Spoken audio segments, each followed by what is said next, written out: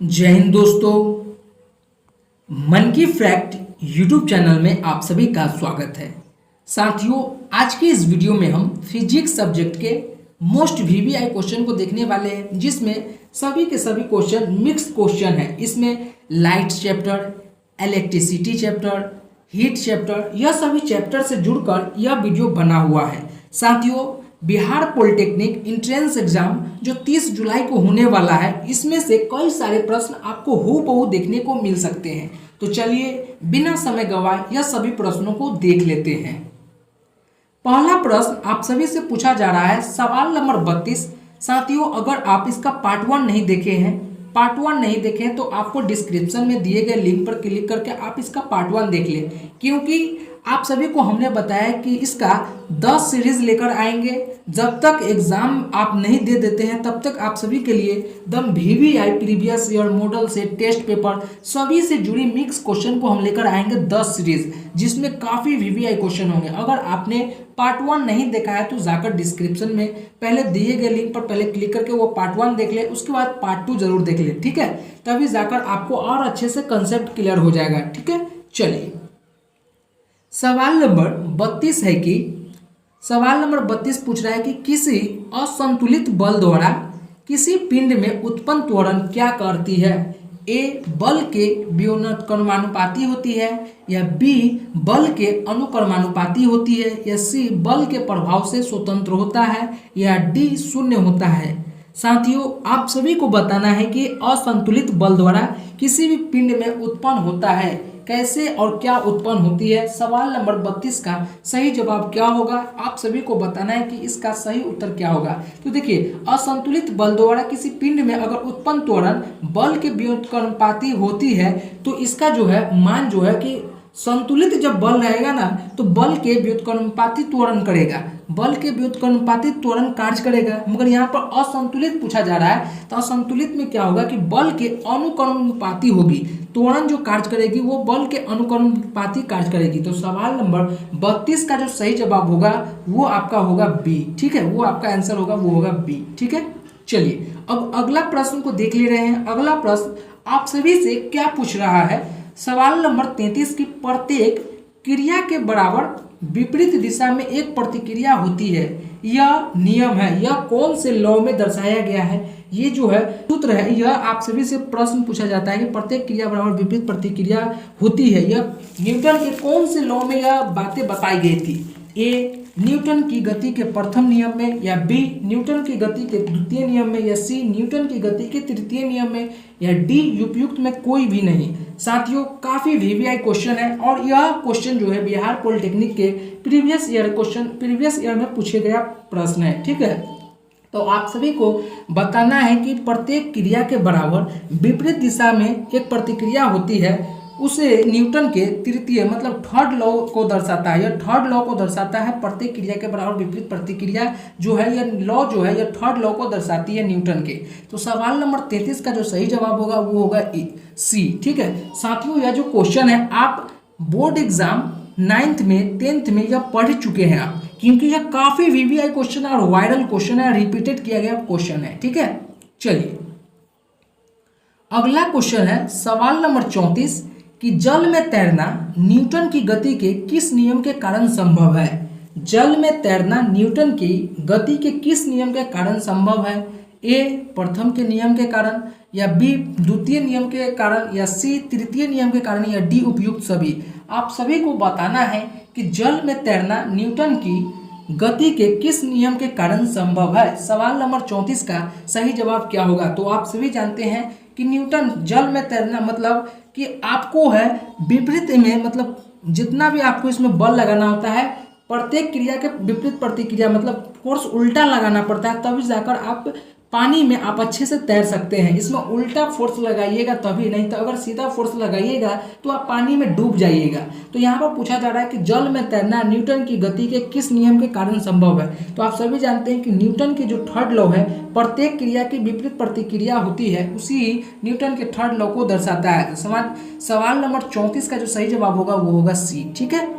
चलिए, अगला प्रश्न है, काफी खूबसूरत प्रश्न है, सवाल नंबर 35 कि कोई पिंड तब तक विरामावस्था में ही बना रहेगा जब तक उस पर कोई बाहरी बल कार्य नहीं करता है। यह कथन किसने कहा था? ए न्यूटन ने, बी आइंस्टाइन ने, या सी आर्किमिडीज ने, या डी गैलीलियो ने। सवाल नंबर 35 का सही जवाब क्या होगा आप सभी को बताना है। 4 ऑप्शन दिया गया है, आप सभी को बताना है कि कोई भी पिंड में तब तक विरामावस्था में बना रहेगा जब तक उस पर कोई बाहरी बल कार्य नहीं करता है। तो यह जो है यह न्यूटन फर्स्ट लॉ, यह न्यूटन के फर्स्ट लॉ से दर्शाया गया था। और यह जो है ये जो वैज्ञानिक ने कहा था, यह वैज्ञानिक न्यूटन ने कहा था। ये जो है ये न्यूटन द्वारा यह बातें बताई गई थी। तो यह कथन न्यूटन का है। तो सवाल नंबर 35 का जो सही जवाब होगा वो होगा ए। ठीक है, चलिए सवाल नंबर 36 आप सभी से पूछ रहा है कि न्यूटन की गति के नियमों के अनुसार निम्न में से कौन सा कथन सत्य है? ए प्रथम नियम से बल की परिभाषा ज्ञात की जाती है, या बी द्वितीय नियम से बल की व्यंजक ज्ञात की जाती है, या सी तृतीय नियम से संवेग संरक्षण सिद्धांत प्रतिपादित किया जाती है, या डी उपयुक्त सभी। साथियों सवाल नंबर 36 आप सभी से पूछ रहा है कि न्यूटन की गति के नियमों के अनुसार में कौन सा कथन सत्य होगा। आप सभी को बताना है। बल की परिभाषा प्रथम लॉ, व्यंजकों के ज्ञात करना सेकेंड लॉ, और संवेग संरक्षण सिद्धांत प्रतिपादन थर्ड लॉ। ये कौन कौन से लॉ यह कथन न्यूटन के द्वारा सत्य है आप सभी को बताना है। सवाल नंबर 36 का सही जवाब क्या होगा? साथियों आप सभी जानते हैं कि प्रथम लॉ से हम फोर्स को ज्ञात कर सकते हैं, सेकेंड लॉ से हम बलों की व्यंजकों को ज्ञात कर सकते हैं, थर्ड लॉ से हम संवेग संरक्षण के सिद्धांत को हम ज्ञात कर सकते हैं। ओवरऑल बात किया जाए तो न्यूटन की गति के नियम से यह तीनों लॉ को हम ज्ञात कर सकते हैं। तो सवाल नंबर 36 का जो सही जवाब होगा वो होगा डी। ठीक है, चलिए अगला प्रश्न है आप सभी से पूछा जा रहा है कि सवाल नंबर 27 की किसी पिंड के उस गुणधर्म को क्या कहते हैं जिससे वो सीधे रेखा में विरामा या एक समान गति की स्थिति में किसी भी परिवर्तन का विरोध करती है? ए गतिहीनता, या बी जड़त्व, या सी कुल भार, या डी अक्रियता। आप सभी को बताना है। सवाल नंबर 37 का सही जवाब क्या होगा? किसी पिंड के उस गुणधर्म को क्या कहेंगे जिसमें वो सीधी रेखा में विराम और एक समान गति की स्थिति में वो परिवर्तन का विरोध करती रहती है? आप सभी को बताना है कि इसका सही जवाब क्या होगा। तो देखिए किसी भी पिंड के गुणधर्म के अगर सीधी रेखा में वो जा रही है, वो विराम या एक समान गति से अगर जा रही है, तो उसके परिवर्तन में उसके उल्टा अगर विरोध करने की वो जो क्रिया करती है वो कौन क्रिया करती है? वो जड़त्व करती है। जड़त्व जो है ना, वो अगर कोई भी चल रही है वस्तु उसको रोकने के प्रयास में और उल्टा जो कार्य करती है, जैसे में आप देखेंगे कि टायर में जो गोटियां होती है, टायर में जो कट जो होती है, तो वो जड़त्व के ही कारण होती है। उसके ही कारण वो किसी भी वस्तु एक समान से चलती है तो उसमें परिवर्तन विरोध जो लाती है वो जड़त्व ही लाती है। तो सवाल नंबर 37 का जो सही जवाब होगा वो होगा बी। ठीक है, चलिए अब अगला प्रश्न को देख ले रहे हैं। अगला प्रश्न आप सभी से क्या पूछ रहा है? सवाल नंबर 38 कि न्यूटन की गति का प्रथम नियम क्या कहती है? ए संवेग संरक्षण का नियम, तो आप सभी जानते हैं कि यह न्यूटन के थर्ड लॉ है। बी जड़त्व का नियम, या सी गतिशील का नियम, या डी इनमें से कोई नहीं। साथियों आप सभी को बताना है कि न्यूटन की गति का प्रथम नियम क्या कहती है। तो आप सभी जानते हैं कि संवेग जो है वो थर्ड लॉ को दर्शाता है और जड़त्व का जो नियम है वो फर्स्ट लॉ को दर्शाता है। न्यूटन के फर्स्ट लॉ को जड़त्व लॉ दर्शाता है। तो सवाल नंबर 38 का जो सही जवाब होगा वो होगा बी। साथियों ऐसा क्वेश्चन आपको बिहार पॉलिटेक्निक के प्रीवियस ईयर क्वेश्चन में देखा गया है और इस बार भी जो चांस है ऐसा क्वेश्चन आपको हूबहू देखने को मिल सकता है। आपको अभी यकीन ना हो, लेकिन ऐसा क्वेश्चन आपको बिहार पॉलिटेक्निक के एंट्रेंस एग्जाम 30 जुलाई को होने वाला है, उसमें आपको हूबहू देखने को मिलेंगे। ठीक है, चलिए अगला प्रश्न को देख ले रहे हैं। अगला प्रश्न आप सभी से क्या पूछ रहा है?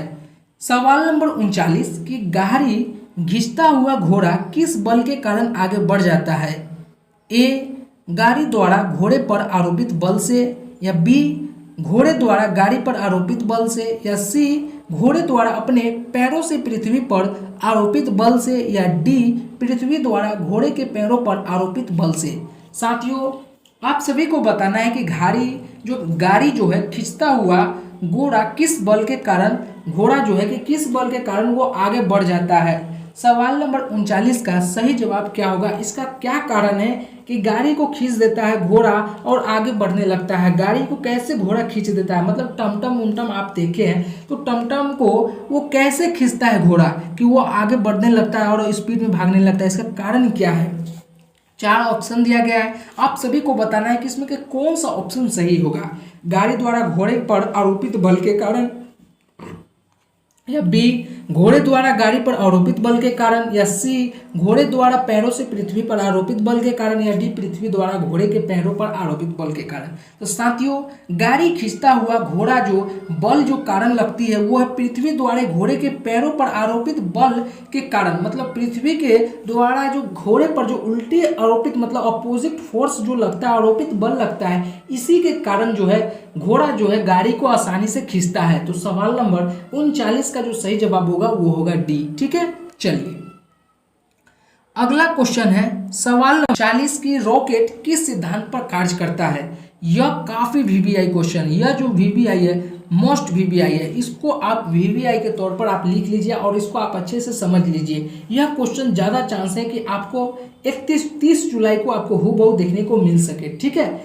आपसे पूछा जा रहा है कि रॉकेट किस सिद्धांत पर कार्य करता है? ए ऊर्जा संरक्षण पर, या बी बर्नौली प्रमेय पर, या सी एवोगाड्रो पर, या डी संवेग संरक्षण पर। साथियों, आप सभी को बताना है कि रॉकेट किस सिद्धांत पर कार्य करता है। तो आप सभी जानते हैं कि रॉकेट जो है संवेग संरक्षण सिद्धांत पर कार्य करता है। तो सवाल नंबर 40 का जो सही जवाब होगा वो होगा डी। ठीक है, चलिए अगला प्रश्न आप सभी से पूछा जा रहा है सवाल नंबर 41 की सबसे छोटा पक्षी है, सबसे छोटा पक्षी कौन सा है? आप सभी को बताना है। ए कीवी, बी हैम्बिंग पक्षी, या सी शुतुरमुर्ग, या डी पेंगुइन। आप सभी को बताना है कि सबसे छोटा पक्षी कौन सा है। सवाल नंबर 41 का सही जवाब क्या होगा आप सभी को बताना है। तो देखिए, शुतुरमुर्ग को आप सभी जानते हैं कि वो तो बहुत बड़ा होता है, ऑस्ट्रिच।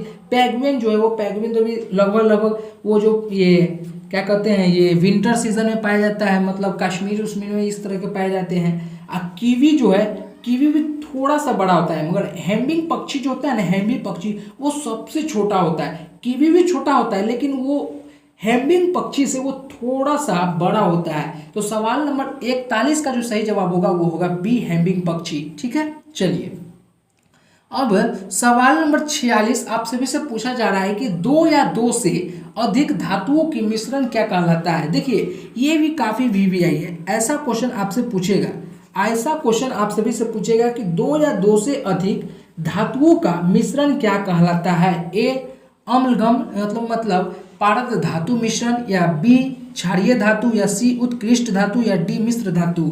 साथियों, आप सभी को बताना है कि 2 या 2 से अधिक धातुओं के मिश्रण को हम मिश्र धातु कहते हैं। तो सवाल नंबर 46 का जो सही जवाब होगा वो होगा डी। ये जो क्वेश्चन है इसको आप स्टार लगा लीजिए, यह वीवीआई है, इसको हम 50-50 बता सकते हैं कि आपको जो है इसमें केमिस्ट्री में इस तरह का प्रश्न आपको हूबहू देखने को मिल सकता है।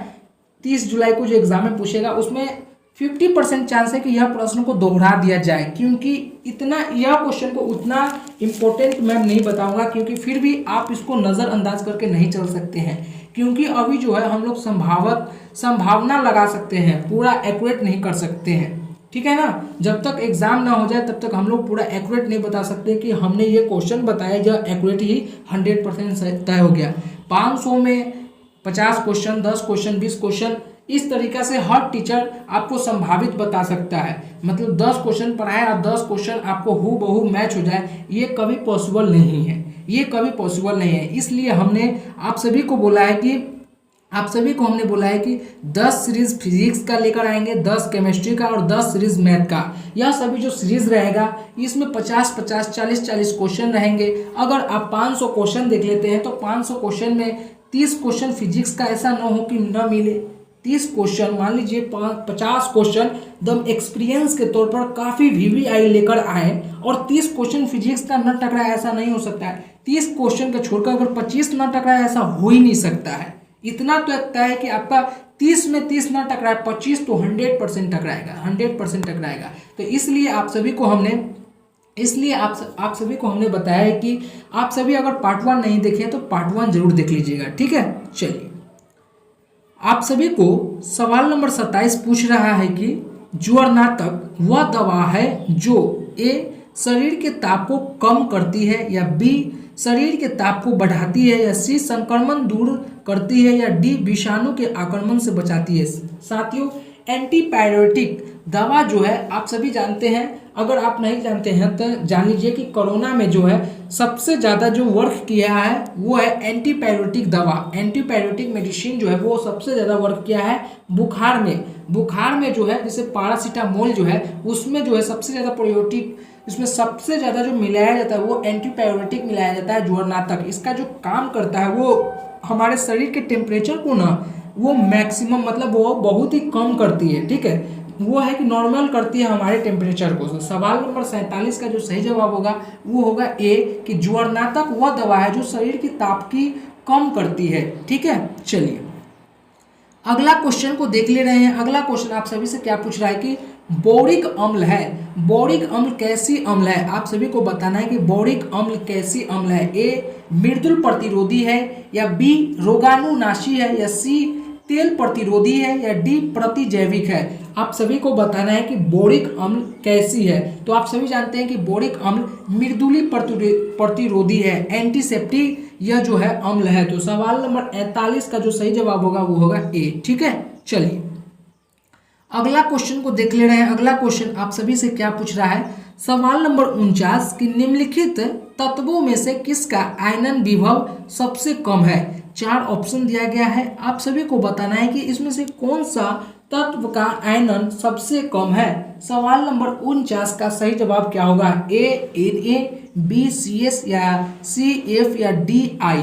आप सभी को बताना है कि कौन सा तत्व जिसका आयनन विभव सबसे कम होता है। तो आप सभी जानते हैं कि सबसे कम आयनन विभव होता है वो CS का होता है। तो सवाल नंबर 49 का जो सही जवाब होगा वो होगा बी, ठीक है। चलिए अब अगला प्रश्न देख लेते हैं। अगला प्रश्न आप सभी से क्या पूछ रहा है, सवाल नंबर 50 कि धूल और ग्रीस को सतह से साफ करने वाले पदार्थ को हम क्या कहते हैं।